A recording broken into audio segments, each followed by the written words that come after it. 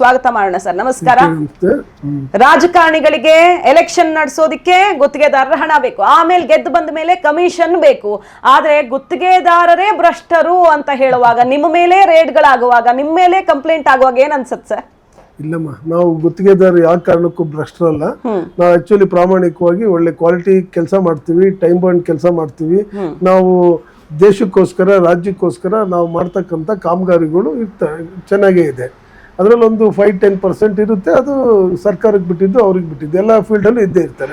ಈಗ ನಮಗೆ ಆಶ್ಚರ್ಯ ಆಗ್ತಿರೋದು, 3 ವರ್ಷ ಆಯ್ತು, 37,000ನೋ 38,000ನೋ ಕೋಟಿ ಅಷ್ಟು ಗುತ್ತಿಗೆದಾರರು ಸಂಕಷ್ಟದಲ್ಲೇ ಇದ್ದಾರೆ. ಅವ್ರಿಗೆ ಯಾರಿಗೂ ದುಡ್ಡು ಬಂದಿಲ್ಲ.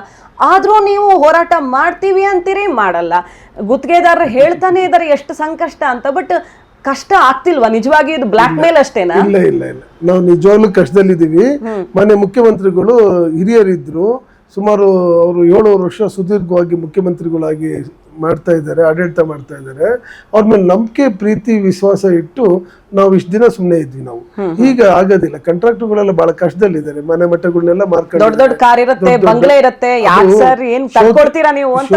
ಶೋಕಿಗೆ ಮಾತ್ರ ನಮ್ದು ಕಾರು, ಬಂಗ್ಲೆ. ಬಟ್ ನಮ್ದು ಒಳಗಡೆದು ಹೋಗ್ಬಿಟ್ರೆ, ಒಳಗಡೆ ಎಂಟ್ರಿ ಆಗ್ಬಿಟ್ಟು ನಮ್ಮ ಬಗ್ಗೆ ಒಂದ್ 2 ನಿಮಿಷ ಯೋಚನೆ ಮಾಡಿದ್ರೆ ನಮ್ ಬಂಡವಾಳ ಎಲ್ಲ ಬಯಲಾಗುತ್ತೆ. ನಮ್ಮ ಕುಟುಂಬದವ್ರು ಕೇಳಿದ್ರೆ ಗೊತ್ತಾಗುತ್ತೆ ನಿಮ್ಗೆ, ನಾವು ಯಾವ ರೀತಿ ಇದೀವಿ, ಏನಿದೀವಿ, ಎಷ್ಟು ಒಡೆಯ ವಸ್ತ್ರ ಎಲ್ಲ ಅಡೆ ಇಟ್ಟಿದೀವಿ, ಕೊಟ್ಟರ ಸಾಲ ಕೊಡಕ್ ಆಗ್ತಾ ಇಲ್ಲ, ಬಡ್ಡಿ ಕಟ್ಟಕ್ ಆಗ್ತಾ ಇಲ್ಲ. ಈ ತರ ಪರಿಸ್ಥಿತಿ ನಮ್ ಕಾಂಟ್ರಾಕ್ಟರ್ಗಳು. ಸರಿ, ಈಗ ಏನ್ ಹೇಳ್ತಿದೆ ಸರ್ಕಾರ?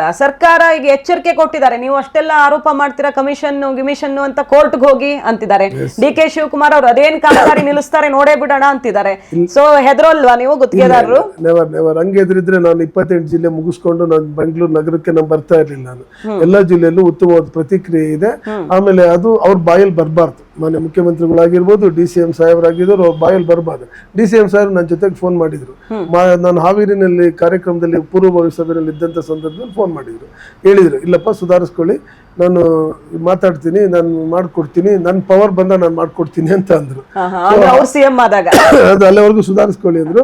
ಇಲ್ಲ, ನಮ್ ಕೈಲಿ ಆಗಲ್ಲ, ನಾವು ಅಲ್ಲೇ ಕಷ್ಟಪಟ್ಟಿದೀವಿ, ಅಲ್ಲೇ ಸುಮಾರು ದಿನ 3 ವರ್ಷದಿಂದ ಕಾಯ್ತಾ ಇದೀವಿ, ನಮ್ ಕೈಲಿ ಆಗಲ್ಲ, ನಾವು ಮುಂದುವರಿಸ್ತೀವಿ. ನೀವು ಒಂದ್ ಕೆಲಸ ಮಾಡಿ, ನೀವು ನಿಮ್ಗೆ ಅಷ್ಟೊಂದು ಪ್ರಾಮಾಣಿಕತೆ ಇದ್ರೆ ನಮ್ಮ CM ಹತ್ರ ಮಾತಾಡಿ ಅಂತ ಹೇಳಿದೆ ನಾನು. ಇಲ್ಲ, CM ಹತ್ರ ಮಾತಾಡ್ತೀನಿ ಅಂದ್ರು. ಸೊ ಹೆಚ್ಚು ಕಡಿಮೆ ಒಂದು 10 ಡೇಸ್ ಆಯ್ತು, ಅಲ್ಲಿಂದ ಇಲ್ಲಿವರೆಗೂ ಮಾತಾಡಿಲ್ಲ. ಈಗ ಹೋರಾಟ ಮಾಡಬೇಡಿ ಅಂತ ಕಾಲ್ ಮೇಲೆ ಕಾಲ್ ಬರ್ತಿದೆ ಅಂತ ನಿಮಗೆ? ಹೌದು, ಬರ್ತಾ ಇದೆ. ನೆಕ್ಸ್ಟ್ ಹೋರಾಟ ಮಾಡಬೇಡಿ ಅಂತಂದೇಳಿ ಆತರ ಧಮ್ಕಿ ಏನಿಲ್ಲ. ಧಮ್ಕಿಗೆ ಎದುರೋರಂತೂ ನಾವಲ್ಲ. ನಾನು ಯಾಕಂದ್ರೆ ಈ ಚೇರಲ್ಲಿ ಕುಂತ ಮೇಲೆ ನಾನು ನಮ್ಮ ಕಡೆ ಇನ್ನೂ 1.5 ಲಕ್ಷ ಜನ ಕಾಂಟ್ರಾಕ್ಟರ್ಗಳಿದ್ದಾರೆ. ಅವ್ರಿಗೆ ನಾನು ನ್ಯಾಯ ಕೊಡಬೇಕು.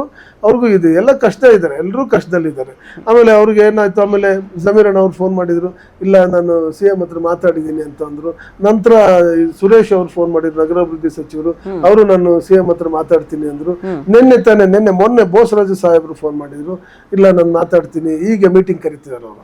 ಯಾವಾಗ ಈ ತರ ಎಲ್ಲ ಆಯ್ತು ಮೀಟಿಂಗ್. ಹಾಗಾಗಿ ಮೂಗಿಗೆ ತುಪ್ಪ ಸವರ್ತಾ ಇರ್ತಾರೆ, ಧ್ವನಿ ಎತ್ತದಾಗೆಲ್ಲ. ಸಾಮಾನ್ಯವಾಗಿ ಗುತ್ತಿಗೆದಾರರ ಮೇಲೆ ಇರುವಂತ ಆರೋಪ ಏನಂದ್ರೆ, ಯಾರು ಜೋರಾಗಿ ಆರೋಪ ಮಾಡ್ತಾರೋ ಅವರನ್ನ ತಂದು ಅಡ್ಜಸ್ಟ್ ಮಾಡ್ಬಿಡ್ತಾರೆ, ಆಮೇಲೆ ಧ್ವನಿ ನಿಂತೋಗತ್ತೆ. ಇಲ್ಲಿ ಕೇಳಿ ಅಮ್ಮ, ಒಬ್ರು ಬೆಂಕಿ ಹಚ್ಕೊಳ್ತೀನಿ ಅಂದ್ರು, ವಿಷ ಕುಡಿತೀನಿ ಅಂದ್ರು, ಆಮೇಲೆ ಅವ್ರು ಸದ್ದಿಲ್ಲ, ಅವ್ರ ಮೇಲೆ IT ರೇಡ್ ಆಗತ್ತೆ, ಅವ್ರ ಮನೇಲಿ ಕಂತೆ ದುಡ್ಡು ಸಿಗತ್ತೆ. ನಮ್ಮ ಮನೇಲಿ ನಾನು ಇಲ್ಲೇ ಇರ್ತೀನಿ, ಯಾರು ಏನ್ ಬೇಕಾದ್ರೂ ಹೋಗಿ ಚೆಕ್ ಮಾಡ್ಕೋಬಹುದು. ಯಾಕಂದ್ರೆ ನಾನು ಒಬ್ಬ ಮೂಲತಃ ಗುತ್ತಿಗೆದಾರು, ಕ್ಲಾಸ್ 1 ಅಂದ್ರೆ ನಾನು ಪೀಸ್ ವರ್ಕ್ ಇಂದ ಈ ಮಟ್ಟಕ್ಕೆ ಬಂದಿರೋದು. ಇವತ್ತು 45 ಕೋಟಿ ಕೆಲಸ ಮಾಡ್ತೀನಿ. ಎವ್ರಿಥಿಂಗ್ ಕಾಂಪ್ರಮೈಸ್ ಇಲ್ಲ. ಕಾಂಪ್ರಮೈಸ್. ಆಮೇಲೆ ಮೋರೋವರು ಯಾರು ಏನೇ ಆದ್ರೂ ಕೂಡ ನಮ್ಮ ಹೋರಾಟ ಮಾತ್ರ ನಿಲ್ಲೋದಿಲ್ಲ. ನಾನ್ ಬಿಟ್ರು ಕೂಡ ನಮ್ಮ ಬೇರೆ ಕಾಂಟ್ರಾಕ್ಟರ್ಗಳು ಬಿಡೋದಿಲ್ಲ. ಅಂದ್ರೆ ನಮ್ಮ ಗುತ್ತಿಗೆದಾರ ಬಿಟ್ಟರು ರಾಯಚೂರು ಆಗಿರ್ಬೋದು, ಬಿಜಾಪುರ ಆಗಿರ್ಬೋದು, ಗುಲ್ಬರ್ಗ ಆಗಿರ್ಬೋದು, ಬೀದರ್ ಆಗಿರ್ಬೋದು, ಈ ಕಡೆ ಮಂಗಳೂರು ಆಗಿರ್ಬೋದು, ಕೊಡಗು ಆಗಿರ್ಬೋದು, ಸಣ್ಣ ಜಿಲ್ಲೆನಲ್ಲಿ ಎಷ್ಟೊಂದು ಪ್ರತಿಕ್ರಿಯೆ ಗೊತ್ತಾ ಕೊಡಗಲ್ಲಿ. ಬಹಳ ಒಳ್ಳೆ ಉತ್ತಮವಾದಂತ. ಈ ಸಲ ಗುತ್ತಿಗೆದಾರರು ಹೋರಾಟ ಸರ್ಕಾರಕ್ಕೆ ಬಿಸಿ ಮುಟ್ಟಿಸೋ ತರ ಇರುತ್ತೆ. 15,000 ರಿಂದ 20,000 ಜನ ಗುತ್ತಿಗೆದಾರರು ಬಂದೇ ಬರ್ತಾರೆ.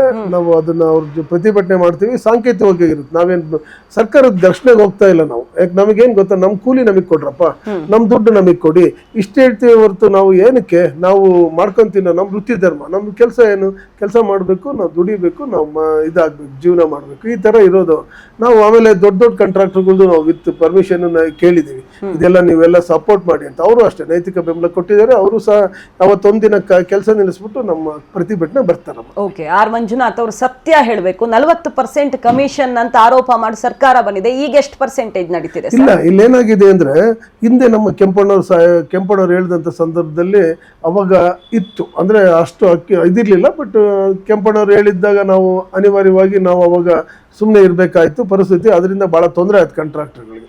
ಈಗ ನಾವು ಅಷ್ಟು 40, 40, 60, 70, 80 ಅಂತ ನಾವು ಹೇಳಲಿಕ್ಕೆ ತಯಾರಿಲ್ಲ. ಯಾಕೆ ಅಂದ್ರೆ ನೆವರ್ ನಂದು ಕೇಳಿ 37,000 ಕೋಟಿ ರೂಪಾಯಿ ಪೆಂಡಿಂಗ್ ಬಿಲ್ ಇದೆ. ನಾವು ಅದ್ರ ಬಗ್ಗೆ ಹೇಳ್ಕೊಂತ ಕೂತ್ಕೊಂಡ್ರೆ ಸರ್ಕಾರ ಏನ್ ಮಾಡುತ್ತೆ, ಅದ್ರ ಕಡೆ ಡೈವರ್ಟ್ ಮಾಡುತ್ತೆ. 37,000 ಕೋಟಿ ಬಿಟ್ಟು ಹಾಗೆ ಬಿಟ್ಟಿರುತ್ತೆ. ಸುಮಾರು 3 ವರ್ಷದ ಪೆಂಡಿಂಗ್ ಬಿಲ್ ಇದೆ. PWD ಇಲಾಖೆ ಬಿಲ್ ಕ್ಲಿಯರ್ ಮಾಡಕ್ಕೂ ಕಮಿಷನ್ ಕೊಡಬೇಕು ಅಂತ. ಅದು ಇದೆ. ಅದೇನಾಗಿದೆ, ಕೆಲವು ಇಲಾಖೆ ಬಿಟ್ಬಿಟ್ರೆ PWD ಇಲಾಖೆ ಉತ್ತಮವಾಗಿದೆ. ಆಮೇಲೆ ಖರ್ಗೆ ಸಾಹೇಬ್ರದ್ದು RDPR ಉತ್ತಮವಾಗಿದೆ.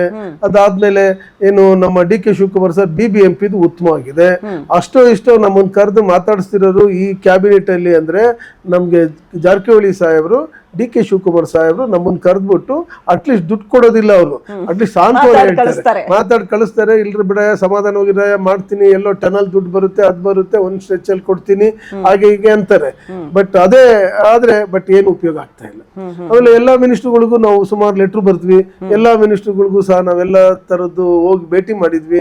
ಸಮಸ್ಯೆಗಳು ಹೇಳ್ತಿಲ್ಲ, ಬಟ್ ಗುತ್ತಿಗೆದಾರರು ಹೇಳ್ತಿದ್ದಾರೆ ಈ ಸರ್ಕಾರದಲ್ಲಿ ಹಿಂದಿನ ಸರ್ಕಾರದಕ್ಕಿಂತ ಜಾಸ್ತಿ 2 ಪಟ್ಟು 3 ಪಟ್ಟು ಕಮಿಷನ್ ಇದೆ ಅಂತ ಹೇಳ್ತಿರೋರಿದ್ದಾರೆ. ಇಲ್ಲ, ಹಣ ಬಿಡುಗಡೆ ವಿಚಾರ ನಾನು ಹೇಳಿದ್ನಲ್ಲ, ನಾನು ವೃತ್ತಿಪರ, ನಾನು ಕಾಂಟ್ರಾಕ್ಟರ್. ಇದೆ ಹಳೆ ಸರ್ಕಾರಕ್ಕಿಂತ ಹಣ ಬಿಡುಗಡೆ ವಿಚಾರದಲ್ಲಿ, ನಾಟ್ ಫಾರ್ ಆಲ್, ಜಸ್ಟ್ ಅದು ಬಹಳ ಮುಖ್ಯವಾದ ವಿಚಾರ. ಹಣ ಬಿಡುಗಡೆ ವಿಚಾರದಲ್ಲಿ ಹಣ ಅಂದ್ರೆ 3 ವರ್ಷದ ಹಣ ಬಿಡುಗಡೆ ವಿಚಾರಕ್ಕೂ ನಾವು ಕಮಿಷನ್ ಕೊಡ್ಬೇಕಾಗಿದೆ. ಜಾಸ್ತಿ ಆಗಿರೋ ಸತ್ಯ. ಓಕೆ, ಈಗ ಮಾನ್ಯ ಮುಖ್ಯಮಂತ್ರಿಗಳಿಗೆಲ್ಲ ವಿಷಯ ತಿಳಿಸಿದೀನಿ. ಅವ್ರು ಕರೆದು ಹೇಳಿದ್ರೆ ನಾನು ನಿಮ್ಮ ಮಾಧ್ಯಮದ ಮುಖಾಂತರ ನಾನು ಹೇಳಿಕ್ ತಯಾರಿದ್ದೀನಿ ಯಾವ್ಯಾವ ಇಲಾಖೆ ಅಂತ. ಈಗ ನೋಡಿ PWD ಅದ್ರ ಬಗ್ಗೆ ಹೇಳಲಿಕ್ಕೆ ಆಗಲ್ಲ, ಇಟ್ಸ್ ಗುಡ್. BBMP ನಾವ್ ಹೇಳಲಿಕ್ಕೆ ಆಗಲ್ಲ, ಇಟ್ಸ್ ಗುಡ್. ಇದೇ ನಮ್ಮ DK ಶಿವಕುಮಾರ್ ಸಾಹೇಬ್ರದ್ದು ಮೇಜರ್ ಇರಿಗೇಷನ್ ಇದೆ, ಅದ್ರಲ್ಲಿ ಕಷ್ಟ ಇದೆ ಅದ್ರಲ್ಲಿ. ಆಮೇಲೆ ಖರ್ಗೆ ಸಾಹೇಬ್ರದ್ದು ಅವ್ರದ್ದು ಹೇಳಿಕ ಅದ್ ಬಿಟ್ಬಿಟ್ಟು ಬಾಕಿ ಎಲ್ಲರದು ಇದೆ. ಆಮೇಲೆ ಇನ್ನೊಂದು ಪ್ರಾಬ್ಲಮ್ ಏನಾಗ್ಬಿಟ್ಟಿದೆ ಈ ಸರ್ಕಾರದಲ್ಲಿ, ಹಿಂದೆ ಮನೆ ಸಿದ್ದರಾಮಯ್ಯ ಇದ್ದಾಗ ನೋಡ ನಮ್ ಸರ್ಕಾರ ಬಂದ್ಬಿಟ್ರೆ ಇದು LOC ದುಡ್ಡೇ ತಗೊಳ್ಳೋದಿಲ್ಲ ಅಂತ ಹೇಳಿ ಅವರು ಒಂದು ವಕೀಲರ ತಂಡ ಮಾಡಿದ್ರು ಸರ್. ಇವರು ಗುತ್ತಿಗೆದಾರರ ಪರ ಕಾನೂನು ಹೋರಾಟ ಮಾಡಕ್ಕೆ ಕೆಂಪಣ್ಣವರ ಟೈಮ್ ಅಲ್ಲಿ ಒಂದು ಟೀಮ್ ಮಾಡಿದ್ರು, ಒಂದು ಜುಡಿಷಿಯಲ್ ಹೋರಾಟ ಮಾಡಕ್ಕೆ. ನಾಗಮೋಹನ್ ದಾಸ್ ಸಾಹೇಬ್ರದ್ದು ಒಂದು ಕಮಿಟಿ ಮಾಡಿದ್ರು. ಅಲ್ಲ, ನಾನು ಹೇಳ್ತಿರೋದು ಎನ್ಕ್ವೈರಿ ಮಾಡಕ್ಕಲ್ಲ, ಗುತ್ತಿಗೆದಾರರ ಪರ ಹೋರಾಟ ಮಾಡ್ತೀನಿ ಅಂತ ಅಧಿಕಾರಕ್ಕೆ ಬರೋಕ್ಕಿಂತ ಮುಂಚೆನೆ ಟೀಮ್ ಮಾಡ್ಕೊಂಡು ಬಿಜೆಪಿ ಸರ್ಕಾರನ ಕಿತ್ತೆಸೆಯೋದಕ್ಕೆ ಪೋಸ್ಟರ್ ಅಂಟಿಸಿದ್ರು. ಅವಾಗ ಏನ್ ಮಾಡಿದ್ರು, ಅವಾಗ ನಮ್ಮನ್ನ ಚೆನ್ನಾಗಿ ಕೆಂಪಣ್ಣವ್ರನ್ನ ಉಪಯೋಗಿಸ್ಕೊಂಡ್ರು. ಮನೆ ಮುಖ್ಯಮಂತ್ರಿಗಳು ಅವಾಗ ಇದ್ದಂತ ಸಂದರ್ಭದಲ್ಲಿ ಅದಾಯ್ತು. ಅದನ್ನ ನಾವು ನಮ್ಮಿಂದ ಅಟ್ಲೀಸ್ಟ್ ಒಂದಿಷ್ಟು ಹೆಲ್ಪ್ ಆಗಿದೆ, ಪರೋಕ್ಷವಾಗಿ ಸರ್ಕಾರ ಬರಕ್ಕೆ ಹೆಲ್ಪ್ ಆಗಿದೆ ಅನ್ನೋದು ಮನೆ ಮುಖ್ಯಮಂತ್ರಿಗಳು ಮರ್ತಿದ್ದಾರೆ. ಅದನ್ನ ನಿಮ್ಮ ಮಾಧ್ಯಮದ ಮುಖಾಂತರ ಅವರಿಗೆ ನೆನ್ಪು ಮಾಡಿಕೊಡುವಂತ ಕೆಲಸನೇ ನಂದು. ಇಡೀ ರಾಜ್ಯವ್ಯಾಪಿ ಪ್ರವಾಸ ಮಾಡ್ತಾ ಇದ್ದೀನಿ. ಎಲ್ಲ 28 ಜಿಲ್ಲೆ ಮುಗಿಸ್ಕೊಂಡು ಇವಾಗ ನಗರ ಪ್ರವೇಶಕ್ಕೆ ಬರ್ತಾ ಇದೆ. ಮುಖ್ಯಮಂತ್ರಿಗಳಿಗೆ ಎಲ್ಲ ಹಳೇದೆಲ್ಲ ಮರ್ತು ಹೋಗ್ಬಿಟ್ಟಿದೆ. ಹೌದಮ್ಮ, ಸತ್ಯ. ಅವಾಗ ತಾನೇ ಇದ್ರ ವಿರುದ್ಧ ಹೋರಾಟ ಮಾಡಿದ್ದು, ಅಂಟಿಸಿದ್ದು ಎಲ್ಲ ಹೋಗ್ಬಿಟ್ಟಿದೆ. ಹಿಂದೆ ಮನೆ ಮುಖ್ಯಮಂತ್ರಿಗಳು ಸಿದ್ದರಾಮಯ್ಯನವರು ಇದ್ದಂತ ಸಂದರ್ಭದಲ್ಲಿ ಪ್ಯಾಕೇಜ್ ವಾಪಸ್ ಮಾಡ್ತಿದ್ರು. ಬೊಮ್ಮಾಯಿ ಸಾಹೇಬ್ರು ಪ್ಯಾಕೇಜ್ ಮಾಡ್ತಾರೆ, ನಾನು ಪ್ಯಾಕೇಜ್ ಮಾಡೋದಿಲ್ಲ ಅಂತ ಹೇಳ್ತಿದ್ರು. ಈಗ ಪ್ಯಾಕೇಜ್ ಎಲ್ಲಾ ಕಡೆನೂ ಅವ್ಯಾವ ಪ್ಯಾಕೇಜ್ ನಡೀತಾ ಇದೆ. ಆಮೇಲೆ ಎಲ್ಲಾ ಕಡೆನೂ ಪ್ಯಾಕೇಜ್ ಹೆಂಗೆ ಆಗಿದೆ ಅಂದ್ರೆ ಕ್ಯಾಬಿನೆಟ್ ಅಲ್ಲಿ ಅಪ್ರೂವಲ್ ಕೊಡ್ತಿದ್ದಾರೆ. ಫಾರ್ ಯುವರ್ ಕೈಂಡ್ ಇನ್ಫಾರ್ಮೇಶನ್, ಹೊರಗಡೆ ರಾಜ್ಯದವರಿಗೆ, ಪ್ರಭಾವಿಗಳಿಗೆ ಪ್ಯಾಕೇಜ್ ಹೆಸರಲ್ಲಿ ಅವಕಾಶ ಸಿಗ್ತಿದೆ. ನಮ್ಮ ಕನ್ನಡಿಗರ ಸಬ್ ಕಾಂಟ್ರಾಕ್ಟರ್, ಕರ್ನಾಟಕ ಕಾಂಟ್ರಾಕ್ಟರ್ಗೆ ದೊಡ್ಡ ದೊಡ್ಡ ಕೆಲಸ ಅದು ರೆಡಿ ದುಡ್ಡು ಸಿಗ್ತಾ ಇಲ್ಲ. ನಮ್ಮ ಕನ್ನಡಿಗರ ಜಸ್ಟ್ ಸಬ್ ಕಾಂಟ್ರಾಕ್ಟರ್. 2 ವರ್ಷ 3 ವರ್ಷಕ್ಕೆ ದುಡ್ಡು ಬರುವಂತ ಕೆಲಸಗಳು ನಾವು ಮಾಡ್ತೀವಿ. ಈ ರೆಡಿ ದುಡ್ಡು ಇರ್ತಕ್ಕಂಥ ಯಾರೋ ಬಲಾಢ್ಯರು ಮಾಡ್ಕೊಂಡ್ಬಿಡ್ತಾರೆ. ಅವ್ರಿಗೆಲ್ಲ ಕ್ಯಾಬಿನೆಟ್ ಅಲ್ಲಿ ಅಪ್ರೂವ್ ಮಾಡ್ಕೊಡ್ತಾರೆ. ತಪ್ಪು. ಮಾನ್ಯ ಮುಖ್ಯಮಂತ್ರಿಗಳು ಮುತ್ಸದಿ ಅವ್ರು, ನಾನು ಇನ್ನೊಂದ್ಸರಿ ಹೇಳ್ತೀನಿ ಕೇಳಿ, ಅವರು ಯಾಕೆ ಕಾರಣಕ್ಕೂ ಹಿಂಗ್ ಮಾಡಬಾರ್ದು. ಅದು ಕಾನೂನು ಇದೆ, 1 ಕೋಟಿ ಮೇಲೆ ಮಾಡಬಾರ್ದು. 10 ಜಿಲ್ಲೆ ಸೇರಿ ಒಂದು ಪ್ಯಾಕೇಜ್ ಮಾಡ್ತಾರೆ, ಹೆಂಗ್ ಸಾಧ್ಯ? 10 ಜಿಲ್ಲೆ ಕಾಂಟ್ರಾಕ್ಟರ್ ನಾನು ಮಾಡ್ಲಿಕ್ಕೆ ಸಾಧ್ಯನಾ? ಇವ್ರು ಯಾರು ನೀವ್ಯಾರು ಮಾಡ್ಲಿಕ್ಕೆ ಸಾಧ್ಯನಾ? ನೆವರ್, ನೋ ಚಾನ್ಸ್, ಯಾರು ಇಲ್ಲ. ಅವ್ರೇನ್ ಮಾಡ್ತಾರೆ, ಪುನಃ ಮತ್ತೆ ನಮಗೆ ಸಬ್ ಕಾಂಟ್ರಾಕ್ಟ್ ಕೊಡ್ತಾರೆ, ಕಡಿಮೆ ದುಡ್ಡಿಗೆ ಕೊಡ್ತಾರೆ.